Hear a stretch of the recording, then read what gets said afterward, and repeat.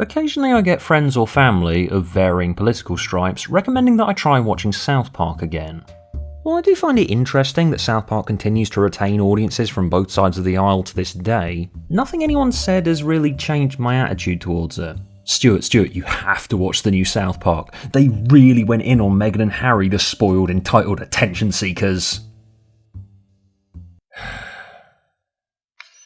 Is anyone else sick of hearing about Meghan and Harry in any context?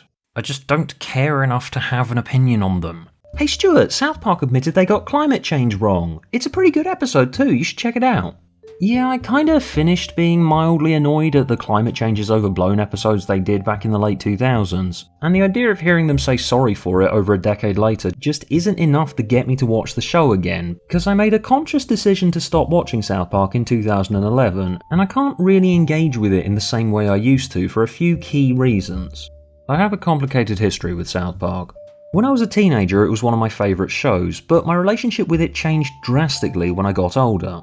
And given my channel is mostly me explaining my history with various TV shows, it would be incomplete if I didn't talk about the reason I stopped watching South Park at some point, because it was a huge part of my formative years. But I have been putting it off because I understand my opinions on South Park are very unique to me and likely to piss people off. And on both sides, I'm going to piss off people who love it and people who hate it. I have annoyingly ended up the enlightened centrist where South Park is concerned. Complain at me all you want for that, but it is appropriate given, you know, it's South Park. And I'm here now, I've made the video, so let's do this. I've been spending a fair chunk of the last couple of years watching the entirety of The Simpsons and making videos on it where I go through it with a tooth comb. And the reason I feel compelled to do that is because I still have a connection to the characters that formed in the show's prior years. Even if the show's clearly not the same as it once was, I still find myself motivated to have conversations about who the characters are, what they're for, what they want, and how they've changed over the years. With South Park, I can't do that. Because even when it was one of my favourite shows, it was never really one of my favourite shows because I was that interested in who the characters are as people.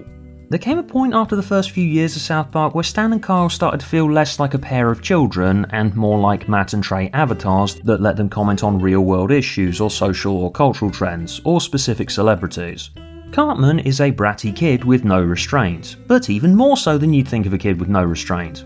I was less interested in Cartman on the level of him being a character, and more on the level of him being a comedic tool for causing chaos, and admittedly to great success in classics like Scott Tenorman Must Die and Cartmanland. But for the most part, the kids on South Park felt less like characters and more like vague blobs there to be assembled into the picture of an argument or a point that the creators felt like making this week about climate change, xenophobia, the ethics of meat consumption, Scientology, etc. Sure, there are episodes about the interpersonal relationships between various kids and the parents, and those episodes I am still fairly fond of, like Bebe's Boobs Destroy Society and Raisins. But these episodes always felt more like moments where the show remembers, oh yeah, we're a show about some bratty little kids, aren't we? These episodes don't really feel like the point of the show. The point of the show is to go after someone or something in the real world, and it can end up feeling more like a soapbox than a narrative piece. But that isn't the thing that I had the problem with, for the record. I know some people are going to claim that I got sick of South Park because I was offended by it, because that always happens whenever anyone voices a negative opinion about a popular comedy show with a dark sense of humour. I wasn't offended by South Park. I took most of South Park's viewpoints at face value when I was a kid, and as I grew up and started to develop my own views, instead of nodding along, I did start to question the viewpoints South Park fed me about things like climate change, or that one about how the tobacco industry is good actually. But episodes like this weren't what stopped me from watching, so save your essays in the comments for when I get to the thing that stopped me watching.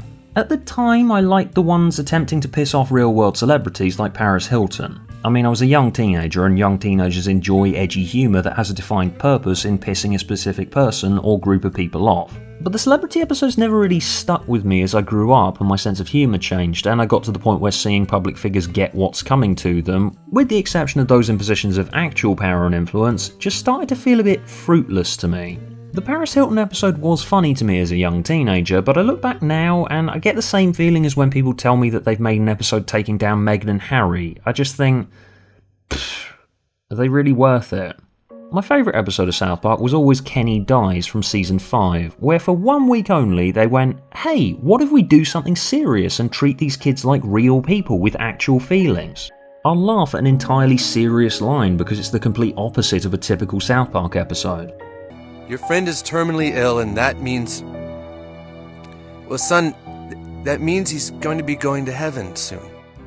They did stuff like this a lot more often in the early days. I remember really enjoying the storyline with Mr. Garrison and Mr. Hat in the early seasons, where he has this psychological battle with what is essentially a puppet used as a classroom aid that comes to represent his repressed homosexuality. I always felt characters like Garrison and Butters were much more interesting than Stan, Cartman and Kyle. Okay, I know people are going to get defensive about this video because South Park is one of those shows that's always been popular, and some people think it never got repetitive, and like everything, it comes down to taste.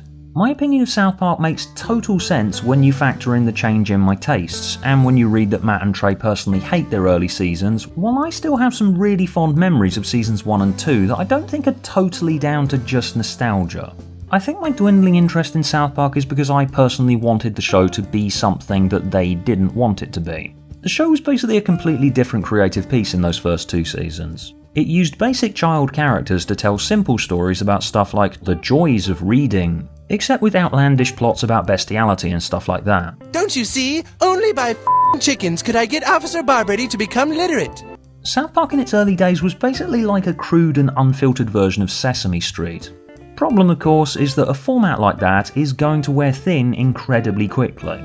There was this show on MTV2 in the mid-2000s called Wonder Chosen. It was more sketch-based than South Park was, but it was similar in that it was essentially Sesame Street for adults, featuring puppets and children saying things that puppets and children don't usually say. Lol, isn't that unexpected? It ran for 2 seasons, and appropriately so, because a joke format like that, while good at first, will start to wear thin once you got over the basic concept, and as much as I loved Wonder Chosen, I'm glad it didn't outstay its welcome, and the creators moved on to other incredibly interesting projects. Please go and watch The Shivering Truth, it's one of the most phenomenal shows I've ever seen. There are ways through burnout on the concept, of course. Moral Oral on Adult Swim started life as basically an inverse version of the Christian kids show Davey and Goliath. If you never watched it, it's about a wholesome Christian kid dealing with adult problems. But when they'd done the obvious things like This Week Oral becomes addicted to crack, the show started maturing into more of a dramatic character piece that wasn't just there to shock you, and honestly, it's an incredibly impressive piece of work. South Park, on the other hand, was maybe not just there to shock you, but primarily there to shock or disgust you. And if that's your core focus, there comes a point where you become numb to what it does, and with me that came in season 9. I was about 15 or 16, and something weird happened that season. All of a sudden, the odd 1 or 2 aside, no episodes were really hitting for me like they used to. As South Park itself once famously observed about The Simpsons, when you've been running for so long, it's inevitable the ideas will start running dry, and with almost every episode that season, I felt like I'd seen it already. Cartman hates hippies. This week Cartman's decided that ginger kids are evil. There's a parody of a Roland Emmerich film that no one remembers. And this sense of, I feel like I've seen this already, carried on throughout the next few seasons. People who drive hybrid cars are smug. And you're not, South Park? No, but they huff their own farts. Alright, I mean, I've kind of seen you do things like this 100 times by this point though.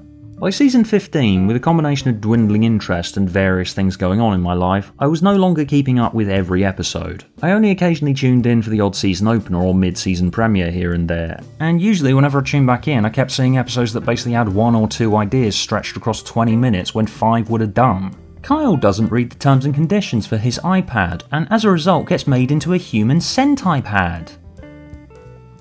You get it? It's a play on words. But then a few weeks after I'd given up on season 15 and couldn't be bothered watching any more of it, I had several messages from friends who'd kept up with it saying, "Wow Stuart, you have to watch South Park this week." I couldn't be bothered at first, but I eventually decided to watch the episode You're Getting Old just to see what all the fuss was about. Now, I know people are going to think I've been really unfair on South Park as I've talked about how I found it repetitive, and unlike The Simpsons, the characters just weren't strong enough to keep me interested. And my response can basically be boiled down to the fact that You're Getting Old pretty much openly agreed with me about everything I was feeling towards the show at the time. Stan is growing up now, and everything he used to like literally looks and sounds like shit.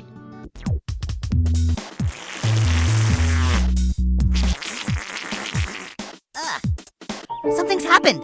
Tweenwave doesn't sound the same to me. Why? What's it sound like? kinda sounds like shit. Look at these two pictures. One of them is an ad for Kevin James' new movie, The Zookeeper, and the other is a turd in a microwave. They both look the same. You don't see any difference in the pictures.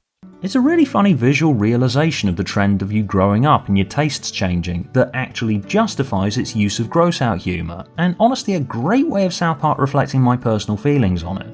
When I was younger, my opinions on the world were quite narrow because I didn't have the breadth of understanding of every issue under the sun, of course, because what does a 13-year-old kid actually know about, say, sexual harassment if they've never experienced it or met someone who's experienced it but has watched Sexual Harassment Panda?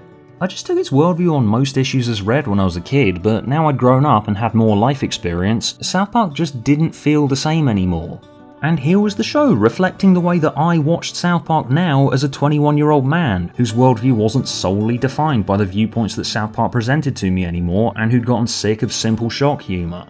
And then you hit this moment where they essentially drop the pretense of being a narrative piece entirely, and it feels like you're literally just listening to Matt and Trey admit the show is just aimlessly cycling through random topics, and that maybe it is time to just leave. How much longer can we keep doing this? It's like the same shit just happens over and over, and every week it's kind of the same story in a different way, but it just keeps getting more and more ridiculous. Like Kenny Dies, it was a sudden dramatic turn for the show, but unlike Kenny Dies, I wasn't laughing because of the contrast. In fact, I wasn't laughing at all. It was compelling to me, because it hit at a very real feeling I had at the time where I felt like I didn't even know not what South Park was anymore, but who I was anymore. This show that I'd basically constructed my identity around when I was a teenager, cultivated my own dark sense of humour using South Park as its basis, like millions of other teenagers across the world, it just didn't feel the same anymore. I was having a bit of an identity crisis in 2011. Even rewatching old episodes, I wasn't having as much fun as I used to. Instead of seeing dark humour and insightful commentary, I was just numb to South Park, and was seeing, well, a talking lump of shit. So Stan's parents split up and Randy moves away, and it feels weirdly final. Stan's never going to see the world in the same way again now. The adventures are over. They basically make it look like the show's ended for good, even though we all knew that it hadn't. This was the first half of season 15, we knew they split season blocks in two and that there would be a second half of the season in a few months.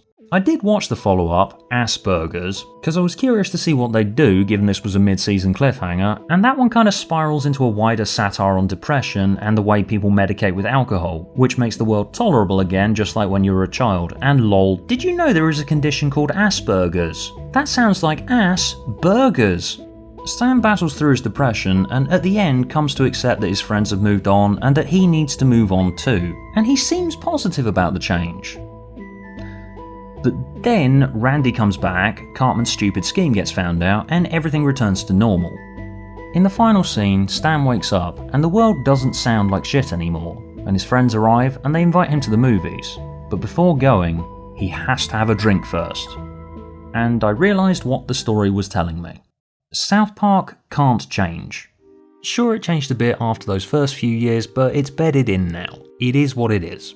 But if I've changed as a person, either being forced to stay in my past or actively trying to stay in my past out of a sense of duty to my younger self just isn't healthy. There was a bleak truth to this scene that hit me like a brick to the face. And so I didn't come back after this. It was a great episode, probably South Park's finest episode, but I didn't come back after this.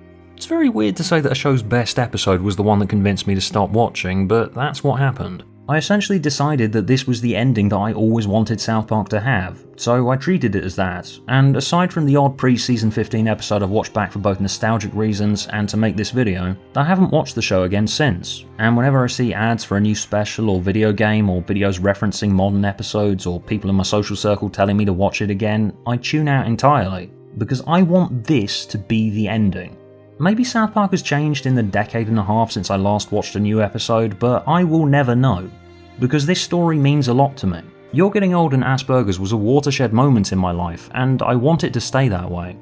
One day South Park will actually end, and I doubt it could end in a better way than this, because audience members like me who grew up with it can't really celebrate the show in the same way we used to, because South Park stayed the same, whereas we grew up. As the show illustrated with You're Getting Old, when you grow up, your tastes change, and something like South Park that always rejoiced in puerile humour won't end up looking the same to your audience decades later. Something that was the funniest thing in the world when you were 13 probably won't have the same impact when you're 33. South Park will end eventually, but if it left audiences on an episode like this, getting them to reflect on how South Park used to look and how it looks to them now, really, that's more effective satire than anything they could possibly do about Meghan and Harry or any other real-world fixture or celebrity they want to make fun of. This was South Park getting personal. You're Getting Old was satirising me, and it was so effective that I reflected on its point and went, you know what, you're right, it is time to move on, and so I switched off. It was a great way of closing the door on a part of my past that I didn't really want or need to carry with me anymore.